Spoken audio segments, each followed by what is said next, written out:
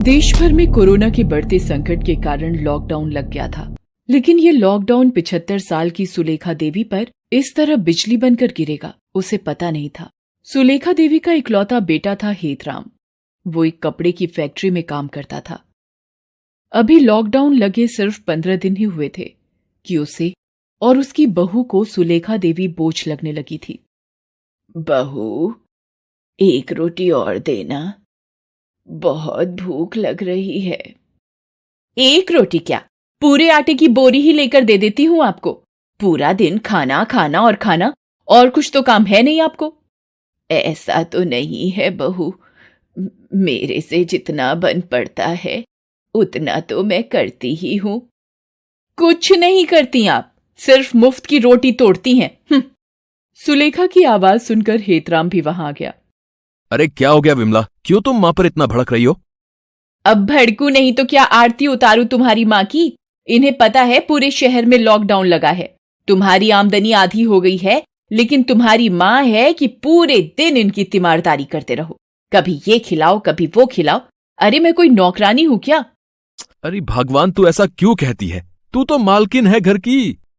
देखो जी, तुम अपनी ये लल्लो चप्पो बंद करो। मुझसे अब ये सब नहीं होता। या तो तुम अपनी माँ को घर से निकालो या मैं चली अपने मायके। हेतराम बहुत ही दब्बू किस्म का आदमी था। उसने अपनी बीवी की बातों में आकर अपनी बूढ़ी माँ को घर से बाहर निकाल दिया। बेटा, मुझे इस तरह घर से ना निकाल, अब मैं कहाँ जाऊंगी।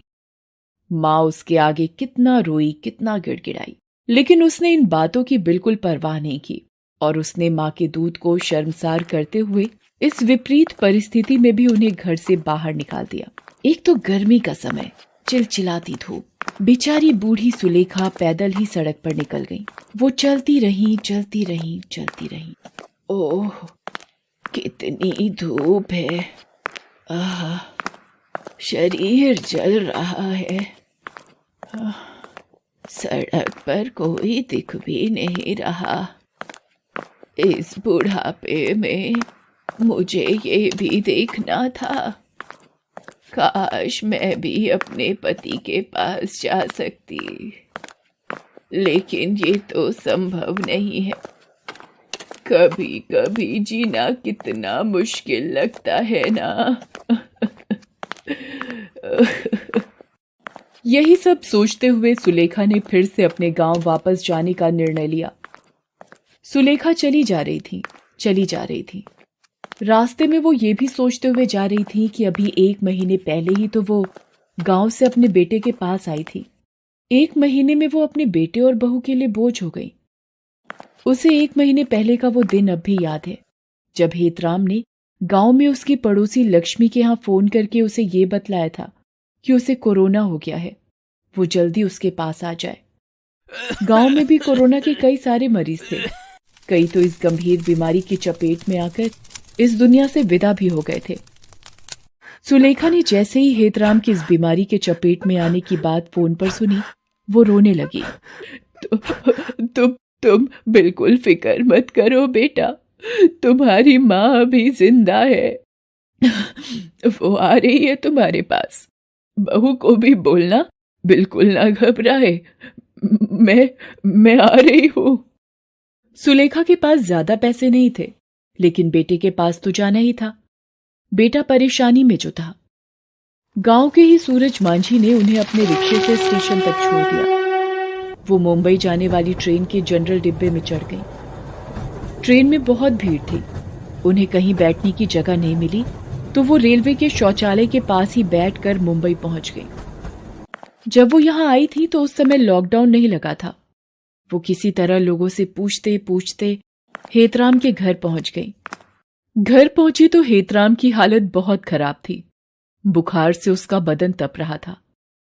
उसने तुरंत पानी की पट्टी उसके सिर पर लगाई और बहू के बारे में पूछा तो हेतराम रोते हुए अपनी मां से बोलने लगा। मां, मुझे कोरोना हुआ है ना। ये छूत की बहुत ही भयंकर बीमारी है। ये बीमार के साथ रहने से फैलती है।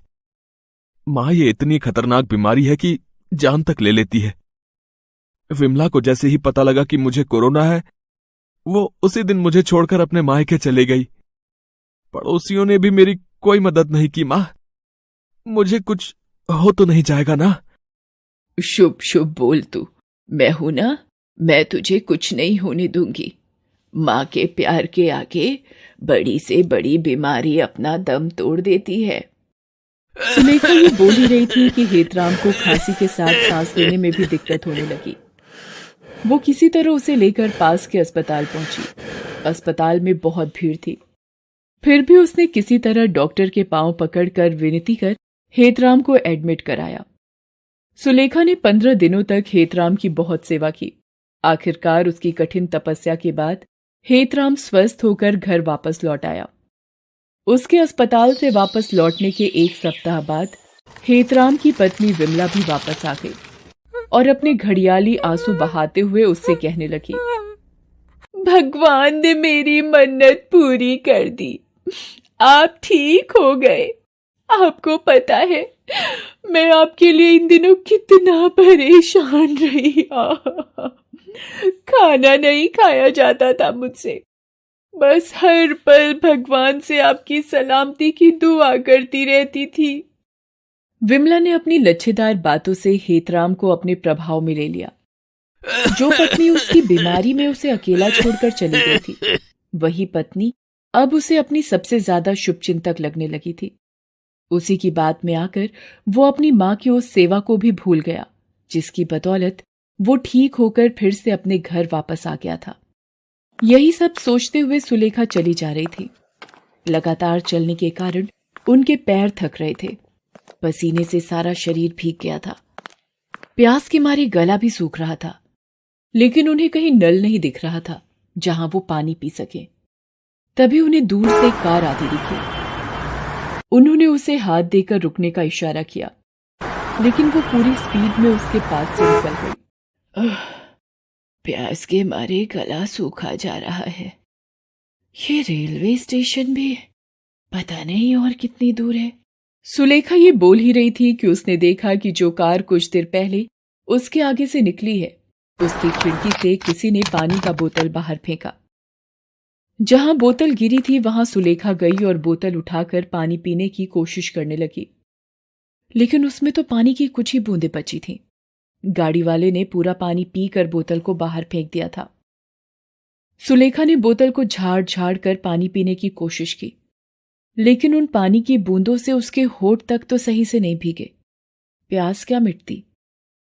सुलेखा फिर से चलने लगी। आखिरकार वो स्टेशन पहुंच गई। उसने अपने गांव जाने वाली गाड़ी का पता किया, लेकिन रेलवे पूछताछ केंद्र पर उसे पता चला कि अरे अम्मा, आपके गांव की गाड़ी अब हफ्ते में एक ही दिन चल रही है। इस हफ्ते तो गाड़ी जा चुकी, अब सोमवार को ही गाड़ी जाएगी। ये सुनकर सुलेखा परेशान हो गई। अब वो कहाँ जाए ये सोचने लगी। फिर उसने स्टेशन पर ही रेलवे का फैसला किया। सुबह से रात हो गई थी। उन्हें भूख भी लग रही थी, लेकिन उनके पास ना तो पैसे थे और ना ही खाने की कोई चीज। हाँ, पास में नल जरूर था। उन्होंने उठकर उससे पानी पिया और सो गई। सुबह जब उनकी नींद खुली तो देखा एक टिकट चेक करने वाला उनकी तरफ ही आ रहा था। उनके दिल की धड़कन बढ़ने लगी। उन्हें समझ नहीं आ रहा था कि वो कहां से टिकट दिखाएंगी, लेकिन टिकट चेकर उनके पास नहीं आया। सुलेखा ने कल से कुछ नहीं खाया।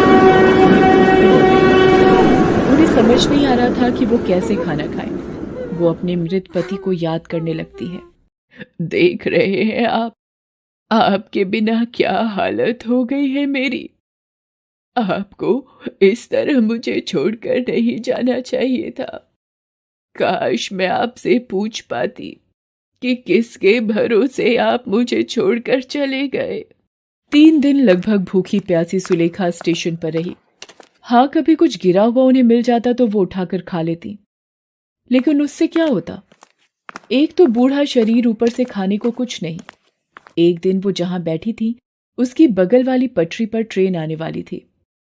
तभी उन्हें पटरी के पास एक बिस्किट का पैकेट दिखा। वो उसे उठाने के लिए गई, लेकिन भूख के कारण उन्हें वहीं चक्कर आ गया। वो पटरी पर गिरकर बेहोश हो गई। तभी उसी टीटी की नजर उन पर गई। उसके हाथ पांव ही फूल गए, क्योंकि उसी पटरी पर ट्रेन आ रही थी। वो भागा भागा वहां गया और ट्रेन आने के कुछ मिनट पहले ही सुलेखा को बचा कर ले आया। थोड़ी देर बाद सुलेखा को होश आया तो उन्होंने सामने टीटी को देखा तो वो डर से कांपने लगी। मेरे पास टिकट नहीं है बेटा, मैं बहुत परेशानी में हूँ। भगवान के लिए तुम मुझे पुलिस के हवाले मत करना। सुलेखा ने टीटी को अपनी सारी आपबीती बताई। उसकी आपबीती सुनकर टीटी की आंखों में आंसू आ गए। उसने कहा, जानती है माँ जी, मैं अनाथ हूं। अनाथ आश्रम में रहकर ही पढ़ाई लिखाई की और फिर नौकरी पाई। मैंने अपनी जिंदगी में बहुत कमियां देखी हैं। आज नौकरी करता हूं तो शायद उन कमियों को पूरा भी कर लूं, लेकिन मां बाप की कमी मैं कभी पूरी नहीं कर सकता। वो लोग बहुत दुर्भाग्यशाली होते हैं जिनके माता पिता नहीं हैं, लेकिन माता पिता के जीवित रहते हुए जो अपने मां बाप की कीमत नहीं समझते, उनसे बड़ा गरीब इस धरती पर कोई नहीं। माता जी, मैंने अपना जीवन बिना मां और उसकी ममता के काटा है। कृपया कर उस कमी को आप पूरी कर दें। आप मेरे साथ मेरे घर चलें। टीटी की बात सुनकर सुलेखा की आंखों में आंसू आ गए। वो सोचने लगी कि एक उसका बेटा है जिसे अपनी मां की फिक्र नहीं, और एक ये गैर है जो उसे घर चलने को कह रहा है। सुलेखा ने मना तो बहुत किया, लेकिन उसकी जिद के आगे वो हार गई। वो उसे अपने घर ले आया। उसे मां मिल गई और सुलेखा को अपना बेटा।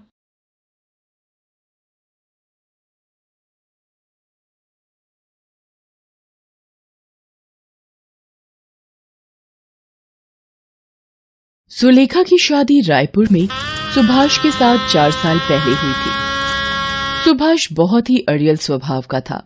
सुभाष हर वक्त सुलेखा को ताने मारता कि 4 साल की शादी में अभी तक एक भी बच्चा उसने पैदा नहीं किया। सुलेखा बहुत दुखी रहने लगी। एक दिन सुभाष सुलेखा को छोड़कर चला गया। सुलेखा को पता चला कि सुभाष दूसरी शादी करके किसी और के साथ रहने लगा है। सुलेखा को कुछ समझ नहीं आया कि इतना बड़ा दुख लेकर वो अपनी मां के पास कैसे जाए, क्योंकि उसकी बूढ़ी मां पहले ही बीमार रहती थी। पर सुलेखा के पास कोई और चारा नहीं था। वो अपनी मां के घर चली जाती है। सुलेखा बेटी, तू अचानक क्या हुआ और दामाद जी नहीं आए? मां, वो मुझे छोड़कर चले गए। उन्होंने किसी और से शादी कर ली क्योंकि मैं उन्हें बच्चा नहीं दे पाई। सुलेखा रोने लगती है। उसका दुख देखकर जानकी सदमे में रहने लगती है। सुलेखा को 1-2 दिन ही आए हुए होते हैं। अचानक एक दिन काम करते हुए सुलेखा बेहोश हो जाती है। जानकी बराबर में रहने वाले हकीम को बुलाती है। आपकी बेटी मां बनने वाली है। ये पेट से है। क्या हकीम जी, मेरी बेटी मां बनने वाली है? सुलेखा, तू मां बनने वाली है बेटी। मां, मैं क्या करूं? मेरा जीवन एक ऐसे दोराहे पर आकर खड़ा हो गया है जिसमें पीछे मुड़ने का कोई फायदा नहीं। मुझे अब इस बच्चे के लिए खुद जिम्मेदारी संभालनी है। एक गर्भवती मां का प्यार मेरे बच्चे को मां बाप दोनों का प्यार देगा। सुलेखा के साथ जो भी गलत हुआ था वो उसको दोबारा याद नहीं करना चाहती थी। धीरे धीरे दिन बीतने लगे। सुलेखा को पैसों की जरूरत थी, इसलिए वो घरों में चौका बर्तन का काम करने लगी। सारा दिन घरों में काम करके वो थकी हारी घर लौटती थी। गर्भवती होने के कारण उसे काम करने में तकलीफ तो होती थी, पर उसे बच्चे के लिए मेहनत करनी थी। 9 महीने बाद सुलेखा एक बेटे को जन्म देती है।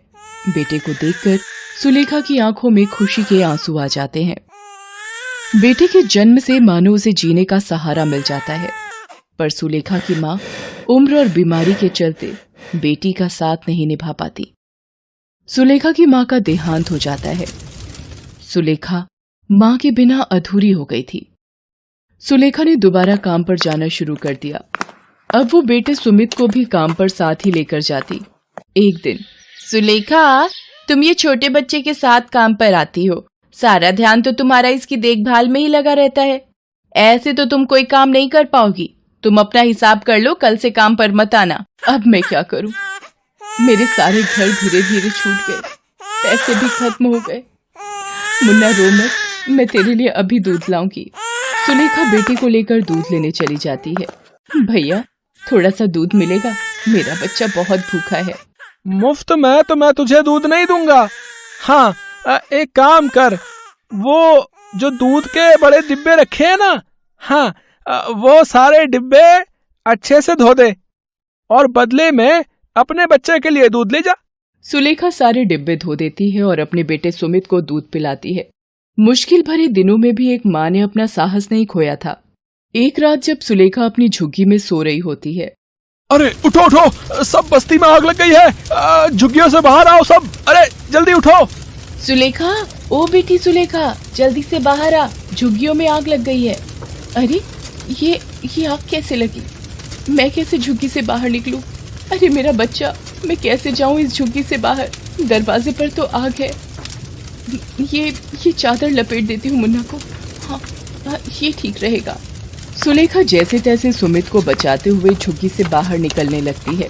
तभी एक जली लकड़ी सुलेखा के मुंह पर गिर जाती है। सुलेखा अपनी परवाह किए बिना सुमित को झुग्गी से बाहर सुरक्षित ले आती है, पर सुलेखा का मुंह एक तरफ से आग की वजह से जल जाता है। सुलेखा के पास इतने पैसे नहीं थे कि वो अपने चेहरे का इलाज करवा पाए, इसलिए उसका चेहरा देखने में भद्दा हो जाता है। पर सुलेखा इस बात की बिल्कुल परवाह नहीं करती। उसे यही सुकून होता है कि उसने अपने बेटे की जान बचाई और भगवान की कृपा से उसके बेटे को कोई नुकसान नहीं पहुंचा। दिन बीतने लगते हैं। अब सुमित स्कूल जाने लगा था और सुलेखा चाहती थी कि सुमित पढ़ लिख कर बहुत ही बड़ा आदमी बने, इसलिए वो दिन रात मजदूरी करके मेहनत करती रहती थी। एक दिन, अरे राजू आजा, रुक, मैं अभी अपनी कॉपी लेकर आया, तब तक तू कमरे में बैठ। नहीं सुमित, तू मुझे कॉपी यहीं दे दे, मैं अंदर नहीं आ रहा। वो तुम्हारी माँ को देखकर मुझे बहुत डर लगता है और रात को नींद भी नहीं आती। उनका चेहरा बहुत ही डरावना है। अच्छा ठीक है राजू। अरे सुमित, तुम्हारा दोस्त राजू आया था, पर घर के अंदर क्यों नहीं आया? वो आपके डरावने और बदसूरत चेहरे से घबराता है। सिर्फ वही नहीं, मेरे सारे दोस्त आपका इतना खराब चेहरा देखकर डर जाते हैं, मानो किसी भूत को देख लिया हो। तभी मेरा कोई दोस्त मेरे घर आने के लिए हाँ नहीं बोलता। आपकी वजह से मुझे बहुत शर्मिंदगी महसूस होती माँ। पता नहीं मेरी जिंदगी में ऐसी माँ क्यों लिखी है। लोगों की माँ बहुत ही सुंदर होती है, पर मेरी माँ बदसूरत क्यों है? सुमित गुस्से में कमरे से चला जाता है। सुलेखा रोने लगती है, पर वो उस वक्त कुछ नहीं बोलती। समय ने अपनी चाल पकड़ी और सुलेखा की मेहनत से सुमित बड़ा होकर पढ़ लिखकर एक ऑफिस में नौकरी पर लग गया। सुलेखा को लगा कि शायद अब उसकी किस्मत के दिन पलटने वाले हैं। सुमित की नौकरी लग गई है और अब वो घर का खर्च भी उठाएगा और सुलेखा को आराम मिलेगा और वो बेटे का सुख भोग पाएगी। सुमित अपने ऑफिस की लड़की राशि, जिससे वो प्यार करता था, शादी कर लेता है। सुलेखा बेटे की खुशी की खातिर कुछ नहीं बोलती। एक दिन सुमित ऑफिस के काम से बाहर गया होता है। राशि अपनी कुछ सहेलियों को घर पर बुलाती है। माँ जी, आज मेरी कुछ सहेलियां लंच पर आ रही हैं। आप प्लीज उनके सामने अपना ये बदसूरत चेहरा लेकर बिल्कुल मत आना, वरना मुझे सबके सामने शर्मिंदा होना पड़ेगा। एक काम करो, आप अपना मुंह ढक लो, जिससे कि मेरी सहेलियों को आपका चेहरा नजर नहीं आएगा। आप जल्दी से सारा लंच बनाकर रख दो, तब तक मैं तैयार होकर आती हूँ। मेरी सहेलियां आने ही वाली होंगी। बेचारी सुलेखा कुछ नहीं बोलती और उदास मन से रसोई में खाना बनाने चली जाती है। दोपहर में राशि की सहेलियां लंच पर आती हैं और खाना खाने बैठती हैं। तभी सुलेखा वहां सब्जी का कटोरा लेकर आती है और वो जैसे ही एक लड़की को सब्जी देने लगती है। ये कौन है राशि? अरे ये मेरी नौकरानी है। अच्छा, तो खाना इन्होंने बनाया है? बहुत ही स्वादिष्ट खाना बनाया है आपने। अपने आप को राशि के मुंह से नौकरानी सुनकर सुलेखा घबरा जाती है और उसके हाथ से सब्जी लड़की के कपड़ों पर गिर जाती है।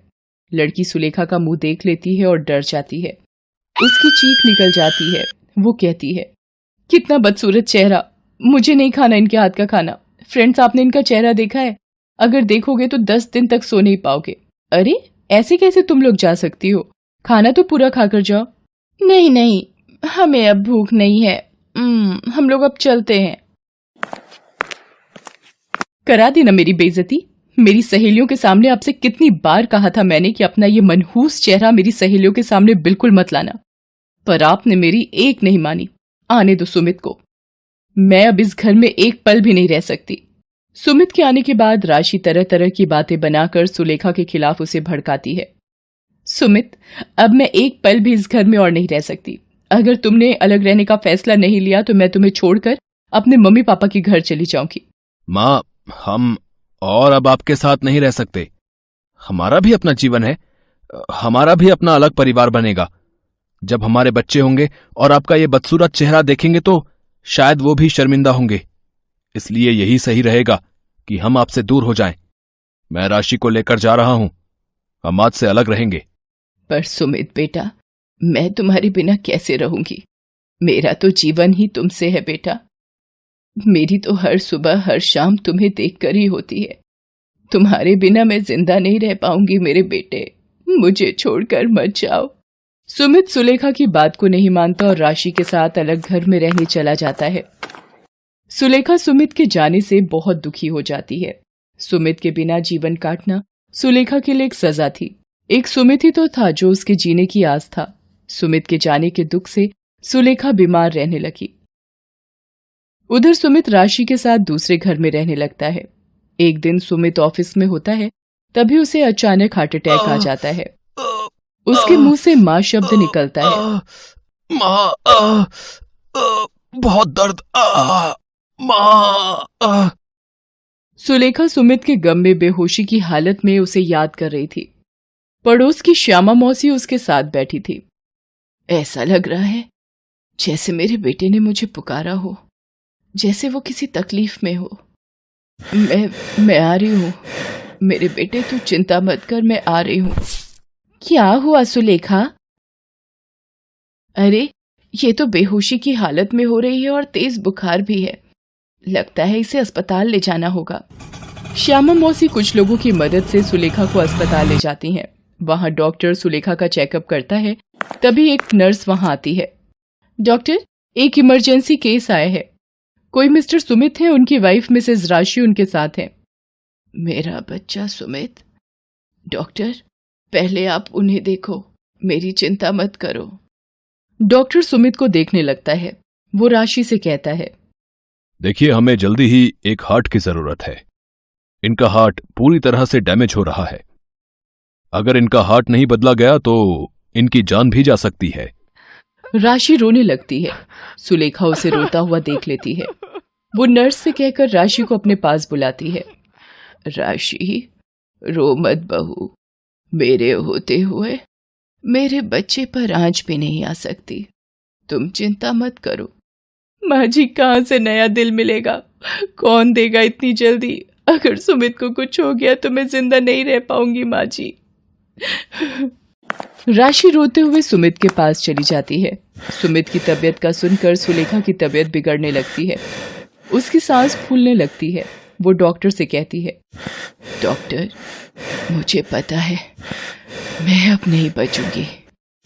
आप मेरा एक काम करना, मेरा ये दिल मेरे बच्चे को दे दो। मेरे सुमित को बचा लो डॉक्टर, मेरे सुमित को बचा लो। सुमित को होश आ जाता है। डॉक्टर उसे कहता है, ओह गुड मिस्टर सुमित, अब कैसा फील कर रहे हैं आप? सुमित, अब आप बिल्कुल खतरे से बाहर हैं। डॉक्टर ने कहा है आपको कुछ ही दिनों में छुट्टी मिल जाएगी। राशि, मुझे किसने बचाया? मुझे बताओ। मेरी जिंदगी पर उनका बहुत बड़ा एहसान है।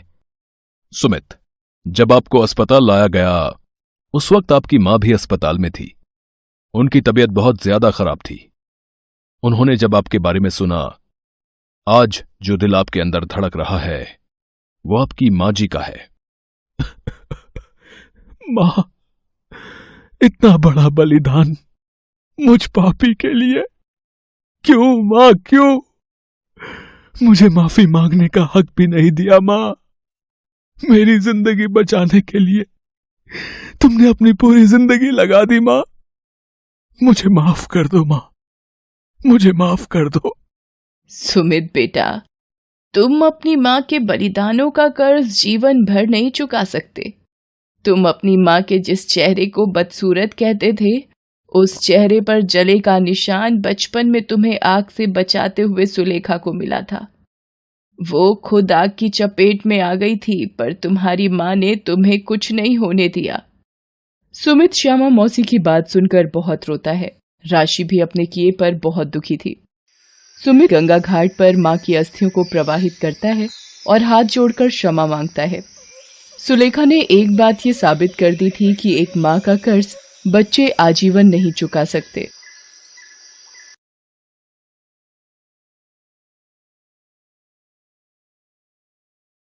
सोनम अपने कमरे में तैयार हो रही थी। आज उसकी बेटी का नामकरण संस्कार था। सोनम की शादी 2 साल पहले एक सभ्य परिवार में हुई थी। सोनम एक स्कूल में टीचर थी और पति राकेश एक कंपनी में अफसर। शादी के बाद बच्ची का जन्म सोनम राकेश के जीवन में अनमोल प्यार लेकर आया था। सोनम और राकेश अपनी बेटी के जन्म से बहुत ही खुश थे। सोनम की ननद सीमा उसके कमरे में जाती है और कहती है, भाभी आपकी माताजी आई हैं। सीमा, तुम उन्हें यहाँ मेरे कमरे में ही ले आओ। माँ आप आ गई, बहुत देर लगा दी आपने। वो कुछ नए पौधे मंगवाए थे किसी ने अपने बगीचे के लिए, तो वही भिजवाने में समय लग गया। माँ क्यों इतनी मेहनत करती हो, कभी तो आराम कर लिया करो। और अब ये देखो, माया दीदी और प्रिया दीदी भी अभी तक नहीं आई हैं। लो, नाम लिया और आ गई तुम्हारी माया दीदी और प्रिया दीदी भी। बंटी और दीपू, आओ बेटा, नानी के पास आओ। आओ मेरे बच्चों। पूरा माहौल बच्ची के जन्म की खुशियों में खुशी के रंग में डूबा था। सुजाता बच्ची को प्यार करते करते अचानक फूट फूट कर रोने लगती है। माँ क्या हुआ, आप रोने क्यों लगी, बोलो ना माँ। अरे बच्चों, ऐसी कोई बात नहीं है, बस ऐसे ही रोना आ गया। नहीं माँ, आपको पहले भी ऐसे ही कई बार हमने पूछा है, आपको ऐसे रोना नहीं आ सकता माँ, आप जरूर कुछ छिपा रही हो, बात कुछ और है माँ। माँ आज आप इन दोनों को वो बीते कल की कहानी बता ही दो जिसका दर्द आज भी आपके दिल में सुई की तरह चुभता है। शायद इससे आपके मन का बोझ हल्का हो जाए। पता नहीं माया, मैंने गुड़िया को गोद में लिया तो मुझे लगा मेरी सोनम मेरी गोद में आ गई है। ये तब की बात है जब मैं तुम्हारे पिताजी और दादी के साथ गांव में रहती थी। तुम्हारे पिताजी का काम गांव में बिल्कुल भी नहीं चल रहा था। हम बहुत ही गरीबी में गुजारा कर रहे थे। माया तब 4 साल की थी। सारा दिन तुम्हारे पिताजी काम की तलाश में जाते पर उन्हें कोई भी काम नहीं मिलता था। भूख और गरीबी से हम परेशान रहने लगे थे। तभी प्रिया का जन्म हुआ। प्रिया के जन्म के बाद मैं बहुत खुश थी, पर तुम्हारी दादी खुश नहीं थी। वो मुझे हर वक्त यही ताने देती थी कि 2 लड़कियां पैदा करती हैं और खाने के लाले पड़े हुए हैं। वो मुझे बहुत तंग करती थी, मेरे ऊपर बहुत जुल्म करती थी। एक दिन जब तुम्हारे पिताजी काम की तलाश में गए थे, अरे करम जली, आज कुछ खाने को भी देगी या ऐसे मुझे भूखा मरेगी? सुबह से तूने सिर्फ आधा कप चाय का ही दिया है, सूरज सिर पर चढ़ाया और तेरे से रोटी नहीं बनी 2 चूल्हे पर अभी तक। माँ जी, वो आटा नहीं था, बड़ी मुश्किल से बराबर वाले लाला की दुकान से 1 पाव आटा लेकर आई हूँ, इसीलिए देर हो गई। तुझे तो बस बहाना चाहिए इधर उधर घूमने का। मुझे सब पता है, तू तो मुझे भूखा ही मारना चाहती है कि मैं जल्दी से स्वर्ग सिधार जाऊं, पर याद रख, मैं भी इतनी जल्दी ऊपर जाने वाली नहीं हूँ। माँ भूख लगी है, कुछ खाने को दे दो। हाँ, मैं अभी तुम्हें और प्रिया को दूध देती हूँ। क्या बात है, दूध के पैसे कहाँ से आए तेरे पास, बता मुझे। और इन्हें दूध पिला पिला कर मोटी ताजी बना रही है, जैसे बड़ा इन लड़कियों ने बड़े होकर कलेक्टर बनना है। सुजाता की सास सुधा सुजाता और उसकी बेटियों को एक आंख भी पसंद नहीं करती थी। एक दिन सुजाता का पति गोविंद सुजाता से कहता है, सुजाता, वो जगन जीजा से बात हुई थी शहर में। वो बोल रहे हैं कि हम सब शहर चले जाएं उनके पास। वहां शहर में बहुत काम मिल जाएगा। तुम एक काम करो, तुम सामान बांध लो, हम शहर चले जाएंगे। गोविंद परिवार को लेकर शहर आ जाता है। शहर में सुजाता की ननद और उसका पति जगन रहते थे। जगन ने ही गोविंद को शहर आने की बात कही थी। जगन ने गोविंद को किराए का एक कमरा दिलवा दिया। जगन एक बिगड़ा हुआ आदमी था। जगन को रोजाना शराब पीने की लत थी। शहर आकर गोविंद भी जगन की संगति में रहकर शराब पीने का आदी हो गया। सुजाता की सास अब हर समय अपनी बेटी मधु के साथ सुजाता की बुराई करने लगी। एक दिन जब मधु सुजाता के घर बैठी हुई थी, सुजाता की सास बोली, मेरा सोनू रबड़ी खाएगा? ये ले बेटा सोनू, नानी के हाथ से रबड़ी खा ले। माँ, ये रबड़ी बहुत ही शौक से खाता है। अच्छा हुआ तुम ले आई। अरे सोनू, ऐसे गिराओ मत, ध्यान से खाओ। दादी, मुझे भी रबड़ी खानी है। रबड़ी खानी है? जा, वो जमीन पर जो गिरी है वो वाली खा ले। माँ जी, आप बच्चों को जमीन पर गिरी रबड़ी खाने को दे रही हो? माया, वो जमीन पर गिरी रबड़ी मत खाओ, मैं तुम्हारे लिए दूसरी ला दूंगी। तभी गोविंद आ जाता है। उसे शहर में भी कोई काम नहीं मिलता। वो इस बात का गुस्सा सुजाता पर निकालता है। ये माँ से कैसे बात कर रही है? हैं? एक तो तूने 2-2 लड़कियां पैदा कर दी, मनहूस कहीं की, हैं? गोविंद सुजाता को पीटने लगता है। माया रोने लगती है। पास में बैठी सास और मधु एक दूसरे को देखकर हंसने लगती है। धीरे धीरे पैसों की तंगी बढ़ जाती है। गोविंद को एक फैक्ट्री में नौकरी मिल जाती है। सुजाता को लगता है कि चलो अब थोड़ा पैसों की तंगी दूर हो जाएगी, पर रोजाना पूरा दिन खाली शराब पीने के कारण गोविंद का लीवर खराब हो जाता है। उसके बचने की कोई आशा नहीं रहती। पैसा तो था नहीं सुजाता के पास कि वो बड़े अस्पताल में ले जाए। मजबूर सुजाता कुछ नहीं कर पाती। फैक्ट्री का मालिक भी कोई मदद करने से मना कर देता है, क्योंकि गोविंद को काम करते सिर्फ एक ही हफ्ता बीता था। जगन भी पैसे न होने का बहाना कर देता है। गोविंद बीमारी के चलते दुनिया से चला जाता है और सुजाता की जिंदगी पर गहरा घाव छोड़ जाता है। सास तो पहले ही तंग करने से बाज नहीं आती थी, अब वो और भी ज्यादा तंग करने लगी थी। सुजाता को पता चलता है कि वो फिर से एक बार गर्भवती है, पर गोविंद के जाने के बाद वो अकेली कैसे बच्चों को पालेगी, इसी सोच में डूबी होती है।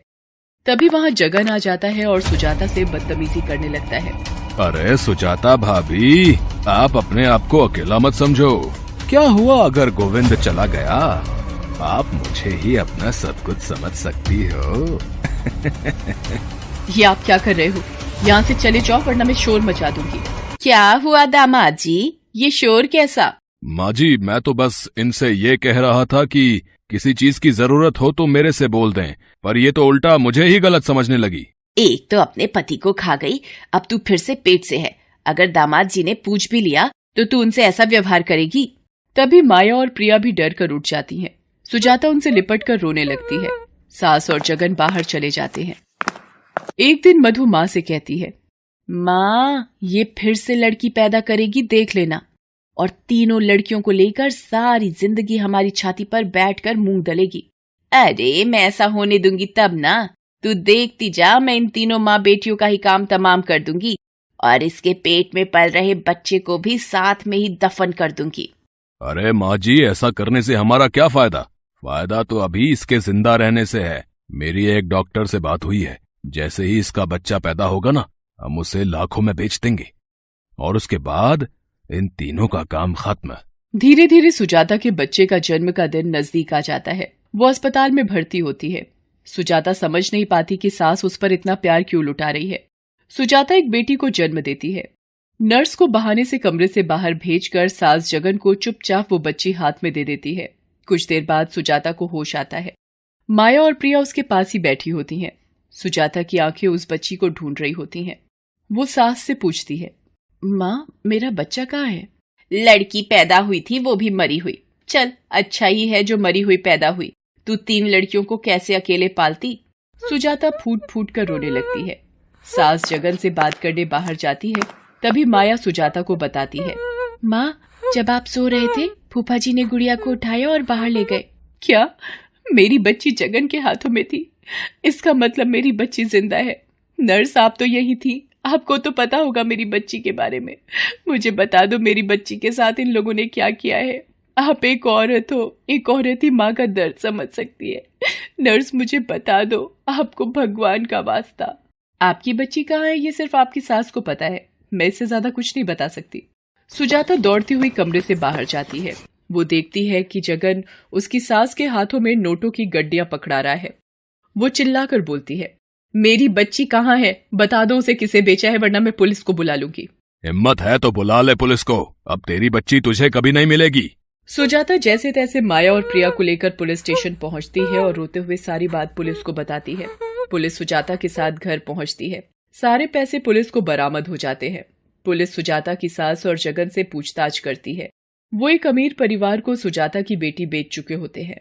सुजाता पुलिस के साथ वहां पहुंचती है। सुजाता अपनी बच्ची को देखकर रोने लगती है। मेरी बच्ची मुझे वापस दे दो, ये रहे आप लोगों के पैसे, मुझे बस मेरी बच्ची लौटा दो। पुलिस सुजाता को उसकी बच्ची लौटा देती है। पुलिस जगन, मधु और सुजाता की सास सुधा को गिरफ्तार कर लेती है। डॉक्टर को भी बच्ची को बेचने में साथ देने पर पुलिस कड़ी कार्रवाई करती है। सुजाता को अपनी बच्ची वापस मिल जाती है। पुलिस सुधा, मधु और जगन को सुजाता को प्रताड़ित करने के लिए जेल ले जाने लगती है। सुजाता पुलिस को कहती है, इंस्पेक्टर साहब, इन तीनों को छोड़ दीजिए। माँ जी, मेरा आज के बाद आप लोगों से कोई रिश्ता नहीं रहेगा। मैं अपनी बेटियों को लेकर जा रही हूँ। मैं अपनी बेटियों की परवरिश खुद करूंगी। सुजाता उन लोगों को माफ कर अपनी बेटियों को लेकर दूसरे शहर आ जाती है। सुजाता मजदूरी करके अपनी बेटियों की देखभाल करती है। आज सुजाता खुद की एक पौधशाला चलाती है। आज उसकी मेहनत से तीनों बेटियों का भविष्य सफल बना है। सुजाता कहानी सुनाकर एक ठंडी सांस लेती है। तीनों बेटियां उसके गले लग जाती हैं। आज सुजाता को सुकून था कि उसकी तीनों बेटियां उसके पास हैं।